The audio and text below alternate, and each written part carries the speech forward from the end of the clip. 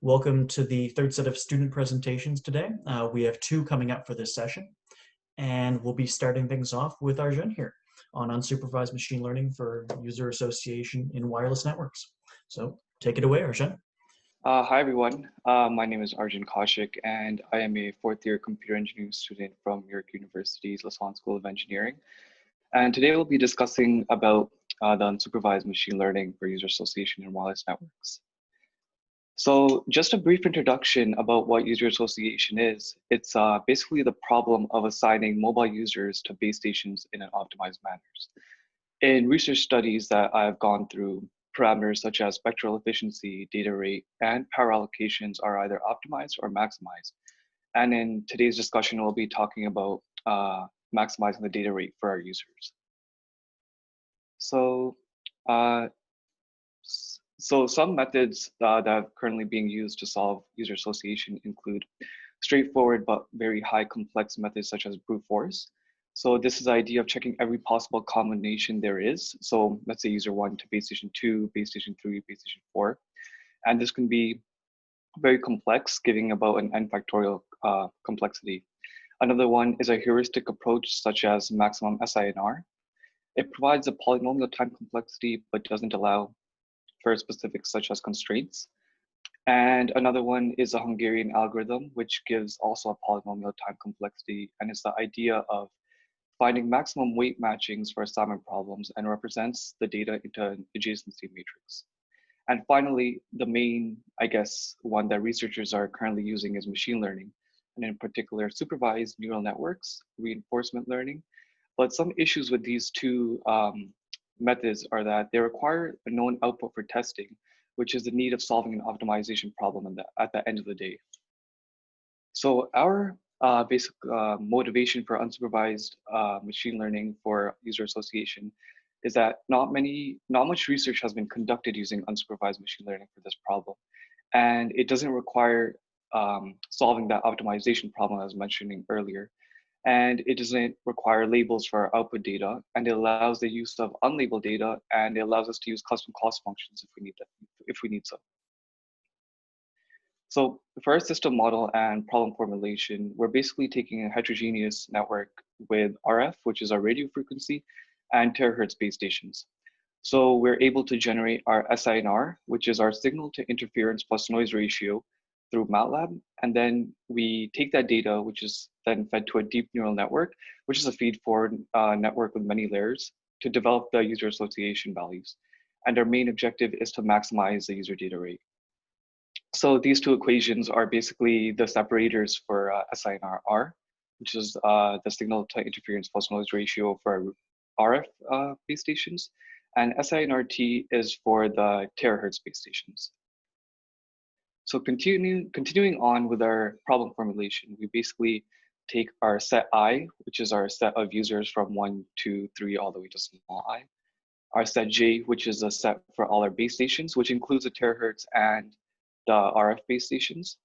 We can write our data rate formula using the Shannon expression, which is basically W, which is a bandwidth, and then the log 2 of 1 plus SINR. We then introduce our user association indicator, which is little u, UIJ, which is the user association from user I to base station J. And then we can write our achievable data rate as the double summation of our UIJ into our data rate. And basically the final problem formulates as a maximum of our data rate. Our problem is then subject to 3 extra constraints, which the first one is basically stating that our user association indicator U can range between 0 and 1.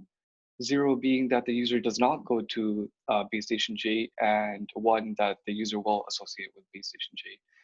The second constraint is stating that a user can only go to up to 1 base station at a time. And the third constraint is stating that a base station can have a threshold of up to 1 user, 2 user, 3, up to n b users.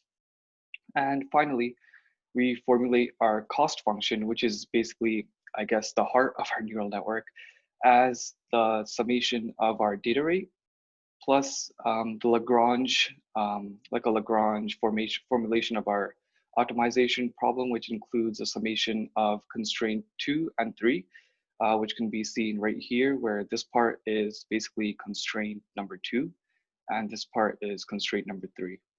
And Lambda is basically used to scale these constraints, basically giving a priority if we want to really take a look as to how the neural network is basically optimizing those 2 constraints. So the structure of our neural network is basically coded in Python using a TensorFlow backend. It consists of 5 hidden layers, 1 input and 1 output layer. Our input data is formed as I into J channels, which is basically our users and base stations. The input layer and output layer consist of I into J neurons. ReLU, which is basically a rectified linear function, is used as an activation function for the hidden layers, and our output layer is split into I tensors, which is the amount of users we have. So for example, if we have 4 users, 5 users, 8 users, and then softmax is applied to those I tensors to produce our user association indicator, which is basically a probability between 0 to 1 for seeing how well the user picks the base stations. So moving on to our training stage, we're actually able to modify our cost function to only contain the constraint regarding the threshold of base stations for how many users it can hold, because in the previous slide, we were able to split our output into I tensors, which allows one user to only go to 1 base station at a time. So our current scenario, we're taking 4 users and 4 base stations, so a total of 16 channels. Our training set is of 16 by 10,000, so 10,000 samples for training, and then 1,000 samples for our actual validation data to see how well the neural network performs. We take our hyperparameters such as learning rate, lambda, and batch size, where our learning rate is taken as 0.001, our lambda is taken as 0.1, and our batch size is taken as 128. So at the figures on the right-hand side, that just gives a brief overview of how the training went, of how well our neural network was able to basically perform. So we basically, in the first figure on the top right, is testing different learning rates to see how much we can basically maximize our cost. And we basically have this purple line, which is one of our benchmarks, which is a constraint max SINR, which basically users are able to choose whichever base station they want that gives the highest data rate. But if multiple users go to that base station, it will divide the resources that is given to the users.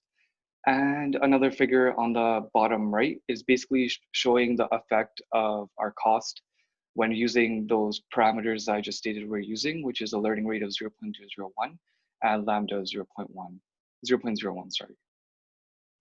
And just some more figures of showing how our lambda affects our success of constraint 3, which is a threshold of base stations. So when we picked a lambda 0.01, we saw about an 88 success percent, which we thought was good enough, as that same lambda provided a high enough data rate compared to our benchmark of the average division SINR.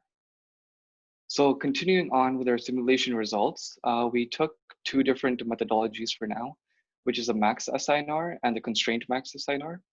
So when taking the max SINR, we saw a cost of about 16.4. And with our neural network, when we had no lambda involved, meaning no constraint for the base stations, we saw about a similar result as the max SINR heuristic approach, which is about 16.39. And with our constraint max SINR, we're seeing a pretty low average of about 10.8. And we saw that our neural network was performing much better than this approach with the constraint of base station thresholds of about 12.03. So our future steps for this research is to allow scalability for a higher user count. So for example, like 16 users and 4 base stations, which is currently being tested. And then comparing the neural network to an optimal solution such as a Hungarian algorithm, where we compare things such as our cost, what we can achieve, and the complexity of our neural network, comparing that back to the Hungarian algorithm results. Thank you so much for listening to my presentation, and I'll be, I guess, open to any questions in the other half of this session. Thank you very much, Arjun. And thank you everyone in our audience. Unfortunately, it seems that Maryam has been having some trouble getting connected here. So what we're going to do is we'll actually go through any questions now, and then we'll see whether we're able to get Maryam connected and whether we can get everything running up for her. So we'll start off. We'll just give everyone a second to kind of process, dig through that. I have to say, I find your research very interesting because it's similar to the kind of stuff I do with assignment problems. Yeah. So it's a very exciting kind of topic, I think. Yeah. One question that I had for you: you mentioned training Sure. on different user sizes. Yeah. And is that something? Do you have different? So is it something where it's flexible, or do you always train on a data set where each example, I guess, has the same number of users and the same number of signals, I guess, or that they're being assigned to? So it is flexible in the case where we're generating our data in MATLAB. We can change, I guess, the parameters of users and base stations, and then throw Okay. that into our neural network for testing. So our first case was 3 users and 4 base stations when we first ever started this research off. But Right, then we makes sense. realized like our Hungarian algorithm that only allows like an n by n matrix. So we can only have let's say 3 users, 3 base stations, or 4 users, 4 base stations. We realized that uh, initial testing we're doing with 3 users and 4 base stations, we can't really compare that to the optimal solution because the Hungarian only takes an n by n. So that's why we had to up it to 4 by 4. And then our future plans is to try it out for more users as well to see what results we get. That makes a lot of sense. And what kind of applications would we see in this in terms of practical applications in industry and things like that? So what we, I guess, basically are aiming for is if this was ever to be implemented in, like, I guess, a real life scenario, would be that, like, we're not, like, me, myself, I'm not too sure, like, what they're currently using right now. I think they're using the max assigner approach, but they do have ideas such as load balancing, where, let's say, one base station gets too full, they'll trickle the users down to other base stations. So our hope is basically that using this neural network, we want to see if it's less taxing on the base stations to actually calculate which user would be best to come to me an example. So Right. our main goal is basically to reduce time complexities and basically get a higher data rate for every user possible that's like connecting to that base station. That makes a lot of sense. There we go. Well, thank you very much. I think we still, unfortunately, Maryam simply hasn't been able to get connected to the conference, so we might not have anything here. I'm just double checking one quick thing. Uh, there we go. Yeah, unfortunately, it doesn't look like it. So what we'll do then, unless there are any other questions, we're actually going to have to end the session early just because Maryam wasn't able to make it for this one. But what we do have actually is we do have a video from another video from the Queen's Computing Department about why computing might be something that you want to study, and specifically these kinds of things in a graduate degree in computing, what that might mean, getting a graduate degree in that kind of thing. So I'm going to load that up for everyone. It'll just be half a second.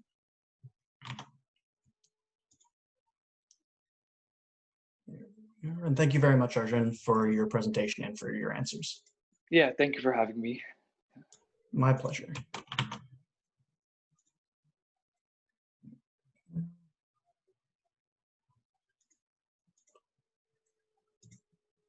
And here we go.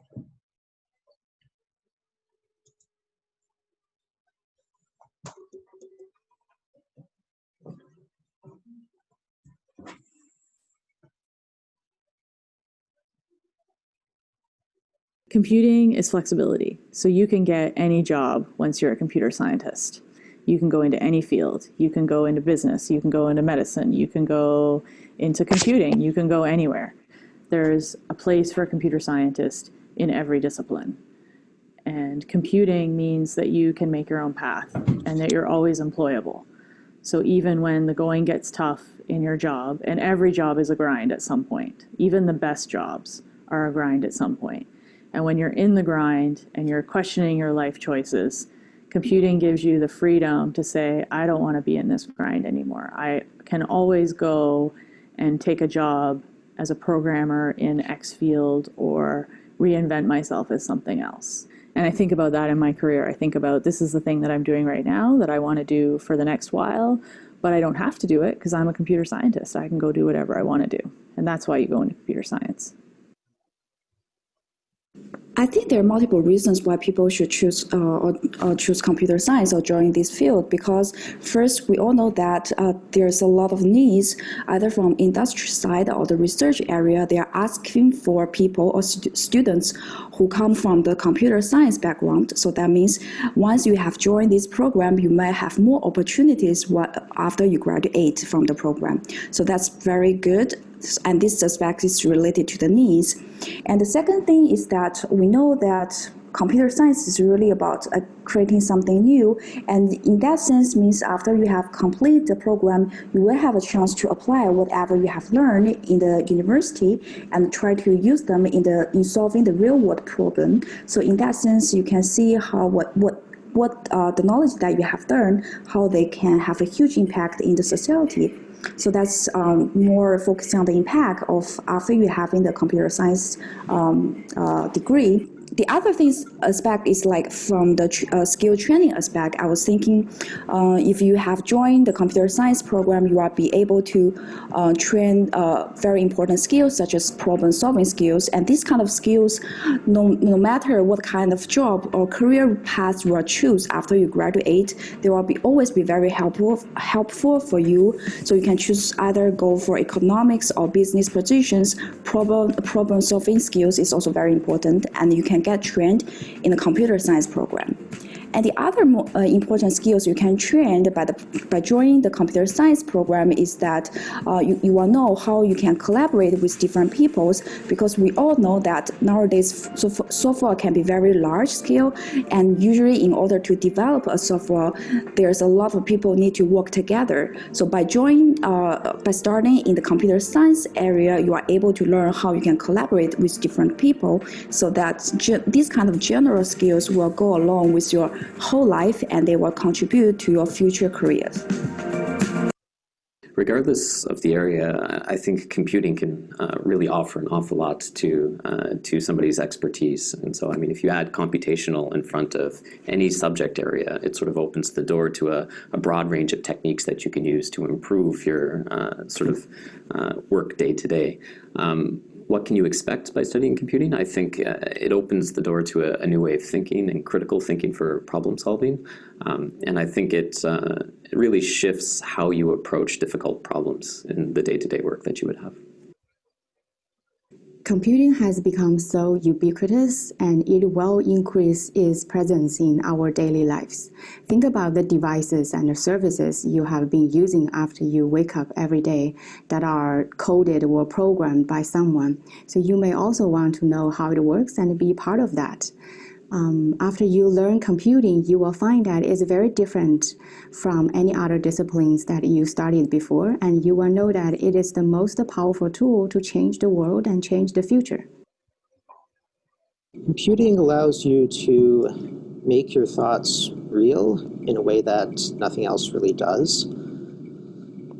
Learning exactly how that works and what's really happening in a computer is difficult, but rewarding. Well, it's now clearer than ever to all governments and businesses that data will be the new oil of the century, and computing systems will be the new refineries that will produce the most valuable outputs in the entire planet. So studying computing is basically now is like buying the kind of the most precious tickets toward the future of employment, the future of innovation, the future of pushing the edge of all human knowledge and improving human lives. Also, I think that computing will no longer be restricted or computing education will not be restricted any longer for only computer sciences, because I believe that many other fields are not getting more and more reliant on computing systems. So I believe that many experts in other areas, such as surgeons, such as urban planners, such as transportation engineers, you name it, they will actually have to have a very good training and education on some computing systems to be able to handle their daily or everyday activities. So basically, this is how computing is influential, and this is how any person who's interested in kind of studying computing will be impactful in the near future. Computing is one of the most important skills nowadays. So people, they need to understand how data, how information is handled, and how that actually gets to produce all the things that we have nowadays. And the methods that we have of like transforming an idea into a computer program and making that computer program do something for us, and especially when you're dealing with physical vehicles or physical elements. So that's actually very exciting and it's very important. And for my own research, like machine learning and artificial intelligence, is how can we actually give these abilities to a computer or to a vehicle, to a robot, to take decisions that usually are taken by humans. I think that that's very exciting. And then the only way that we know how to do that is by representing that as a computer program. I mean, computer programming as well as data science have been a vital skills for so many different domains nowadays, especially from the realistic aspect. If you look into the job statistics, there is a huge opportunities for the students coming out from our program, especially for our data analytics program that is under active development. We well prepare the students to be the future data analysts, data scientists, data engineer, data architect, or even business intelligence analysis. So I would say so many great opportunities are emerging.